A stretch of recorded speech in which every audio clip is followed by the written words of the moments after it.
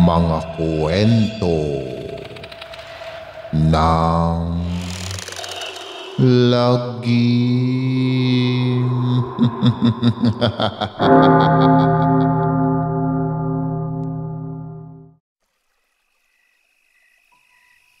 Kamusta na mga giliw naming tagapakinig?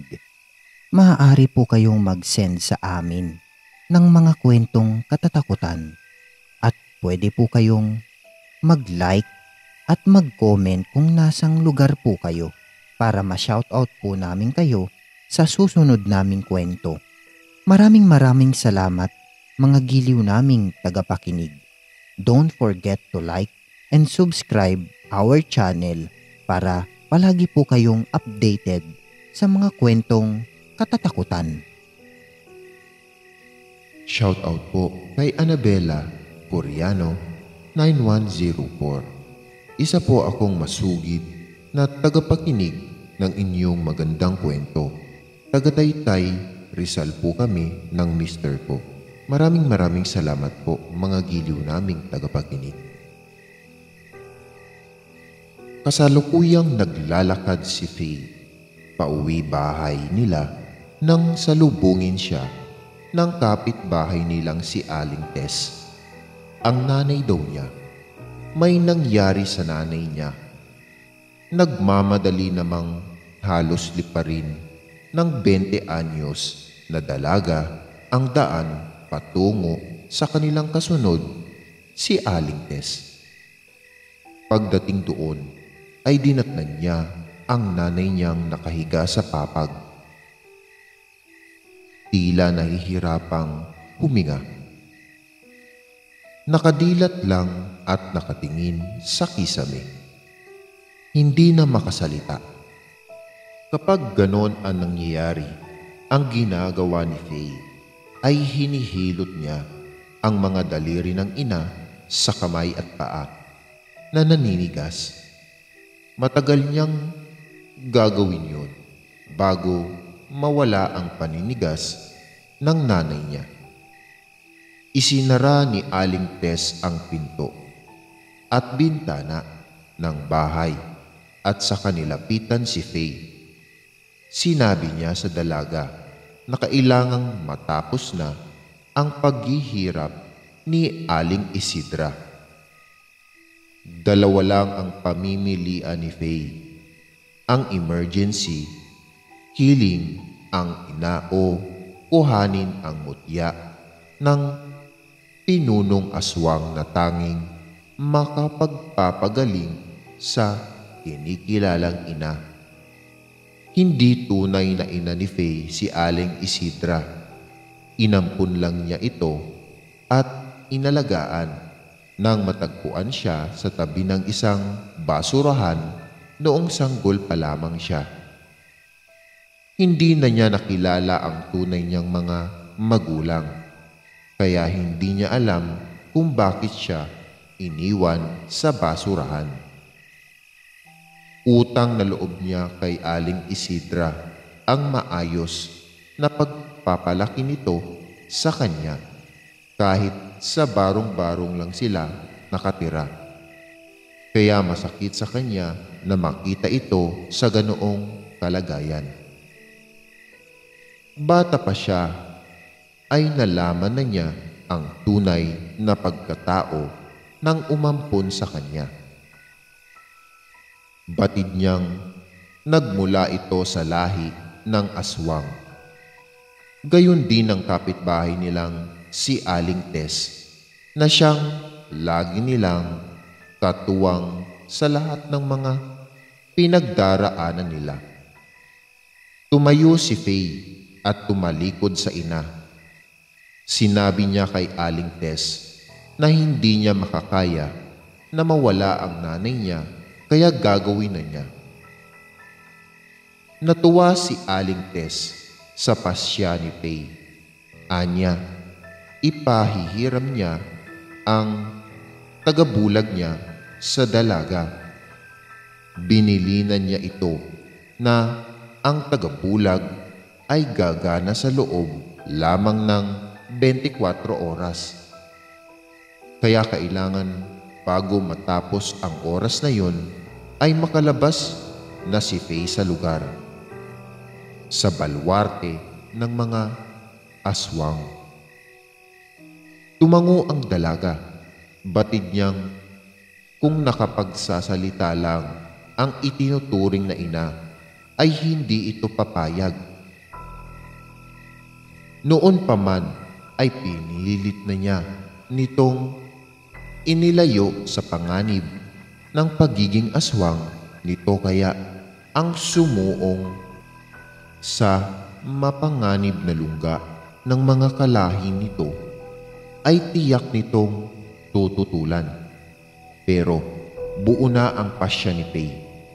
Handa niyang isakripisyo ang sariling buhay para sa inang kumupkop at nag-alaga sa kanya sa loob ng 20 taon. Sinabi naman ni Aling Tess sa dalaga na huwag mag-alala at siya na muna ang bahala kay Aling Isidra. Inihanda na ni Faye ang sarili at isang punyal kung sakali man naabutan siya ng mga oras at malagay sa panganib. Bago umalis, nilapitan niya ang nakatulalang ina at ibinulong na mahal niya ito, kaya babalik siya agad para sa ikagagaling nito. Tapos nun ay nagpaalam na rin siya kay Aling Tess. Nang nasa harap na si Faye ng lugar na sinasabing balwarte ng mga aswang, ay nag-sign of the cross muna siya at saka kinuha ang maliit na bote sa bulsa na naglalaman ng langis na may orasyon ng aswang. Iyon ang tagapagbulag ni Aling Tess. Pinahid niya yon sa batok niya, sa leeg, sa braso at binti. Naghintay muna siya ng 5 minuto para sa epekto at saka siya humakbang papasok sa loob ng lugar. Nakasuksok sa gilid ng pantalon niya ang punyal na may pahid din ng langis na tagabulag. Maingat siyang naglakad at lumingalinga sa paligid. Napakatahimik. Wala siyang makita ni isang tao o aswang, kaya nagpatuloy lang siya sa paglalakad. Maya-maya pa ay may nakita siyang isang babae na nakabistida ng mahaba at may mahaba ring buhok. Napalunok siya dahil doon pa lang niya masusubukan kung may bisa nga ba ang tagabulag. Hinawakan na niya ang punyal para kung sakali man na makita siya nito ay handa na siyang lumaban. Hindi niya maiwasang kabahan sa posibleng mangyari. Nang makalapit na sa kanya ang babae, ay natigilan ito. Umamoy-amoy sa paligid habang si Faye ay hindi halos humihinga sa nerbiyos.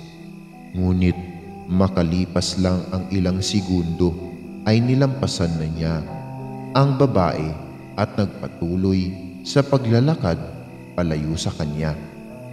Nilingon pa niya ito. Siguradong aswang yun at hindi nga siya nito nakita. Pero muntik na siyang maamoy. Nagmadali na si Faye. Kailangan niyang matuntun agad ang kinaroroonan ng pinunong aswang. Nang sa gayon ay magawa na niya ang pakay at makuha ang mutyang mapagpapagaling sa ina. Hindi pa man siya gaanong nakakalayo sa unang aswang na nakasalubong niya, ay isang batang aswang naman ang kanyang nakita. Tumakbo ng paikot-ikot sa puno na tila bang nasisiyahan sa ginagawang paglalaro. Siguradong hindi rin siya nito nakita, dahil kung nakita siya, tiyak na huminto na ito sa ginagawa at inatake siya. Kaya nagpatuloy siya sa mabilis na paglalakad. Sumunod niyang nadaanan ay isang huklubang aswang na humihit-hit ng tabako habang namamahinga sa gilid ng bukid.